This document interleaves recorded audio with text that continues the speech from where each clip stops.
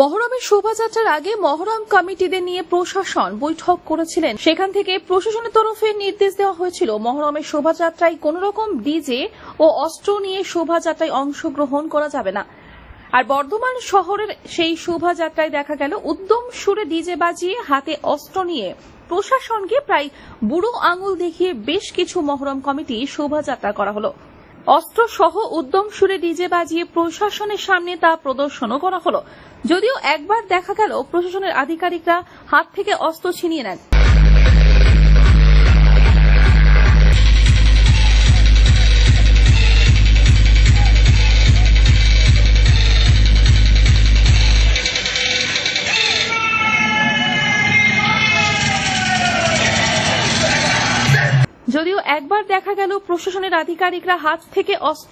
নেন।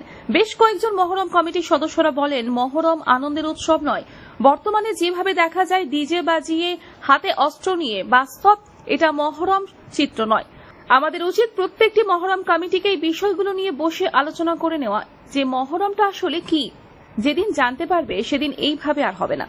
যদিও আবার কিছু মহরম কমিটিতে অন্য চিত্র দেখা গেছে, বাজনা দিয়ে সুষ্ঠুভাবে ঢাল নিয়ে যাওয়া হয়।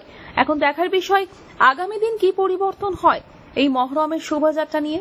রীতিমতো বর্ধমান সদর থানার সামনে মঞ্চ বানিয়ে এই মহরমের শোভাযাত্রার নজর রাখছিলেন বর্ধমান দুর্গাপুর লোকসভা সাংসদ কীর্তি আজাদ, বর্ধমান দক্ষিণের বিধায়ক খোকন দাস সহ একাধিক কাউন্সিলর। अच्छा लग रहा है, एक उत्सव है, हर उत्सव में लोगों को साथ होना चाहिए और आज इस मुहर्रम के अवसर पर हम भी आज यहाँ आए हैं और सबों को मेरी ओर से शुभेच्छा है।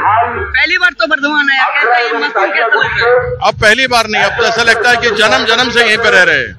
अभी तो हम लोग अब देख रहे हैं पूरा काम में अब बिजी है। बर्धमान आया, बर्धमान दुर्गापुर के लिए आप बोला था, जीतने के पहले बोला था हम जीतने के बाद बर्धमान में रहेंगे, और हम देख रहे हैं अब बर्धमान में ही है। क्या बोलेंगे?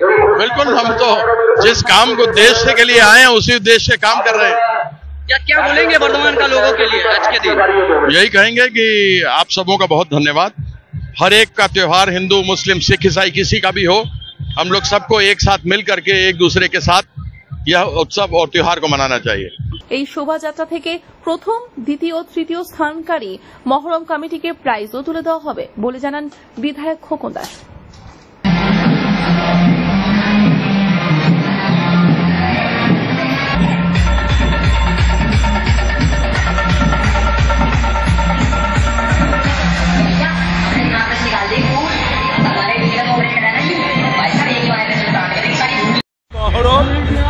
যে মহরমে প্রতি বছরই আমরা এখানে বসি এবং মহরমকে আমরা ফার্স্ট সেকেন্ড থার্ড প্রাইজ দিই।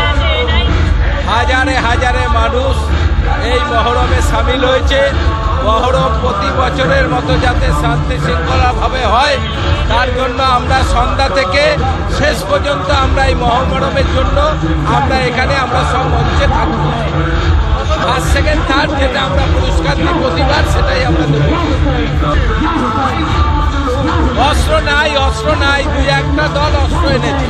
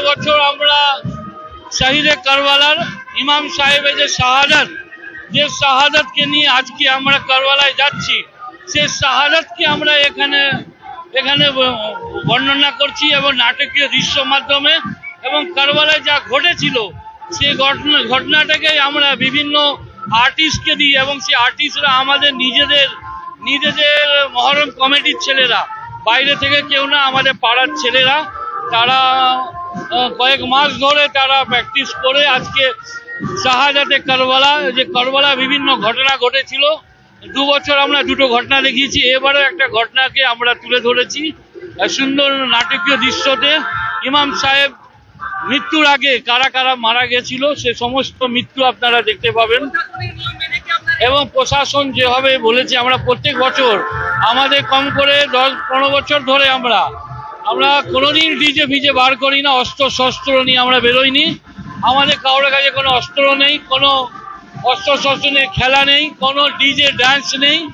আমরা পরিষ্কার পরিচ্ছন্ন একটা ইমাম সাহেবের শাহাদাত যেভাবে যে উদ্দেশ্য, সেই উদ্দেশ্যটাকে বর্ণনা করছি। एक जालिम बादशाह ने इस सदा को बुलंद किया कि कोई दीन नहीं, कोई रसूल नहीं, ना ही कोई वही आई थी। ताकत दौलत के सामने पूरी दुनिया खामोश रही, किसी ने कुछ नहीं कहा। बस एक चक्की पीसने वाली माँ और एक फटे पुराने और टूटी हुई चप्पल पहनने वाले बाप का बेटा हुसैन इब्ने अली उठा और कहा, ऐ यजीद, तू झूठा है, मेरा नाना मोहम्मद मुस्तफ़ा सल्लल्लाहु अलैहि वसल्लम अल्लाह के रसूल हैं। कुरान अल्लाह की तरफ से नाज़िल हुआ है ताकि इंसान अपनी इस्लाह कर सके। यजीद ने कहा, तू मुझे नहीं जानता, मेरे पास तलवार है, दौलत है, हुकूमत है। इमाम हुसैन ने कहा, मेरे पास सब्र है, शराफत है, सदाकत है। बस ये कहना था। इमाम हुसैन अपनी बहनों बेटियों को लेकर मक्के से होकर करबला, और इमाम हुसैन के खून के एक एक कतरे ने कयामत तक इस सदा को बुलंद कर दिया कि अल्लाह के सिवा कोई इबादत के काबिल नहीं और मोहम्मद मुस्तफ़ा सल्लल्लाहु अलैहि वसल्लम उनके रसूल हैं। दादे हुसैन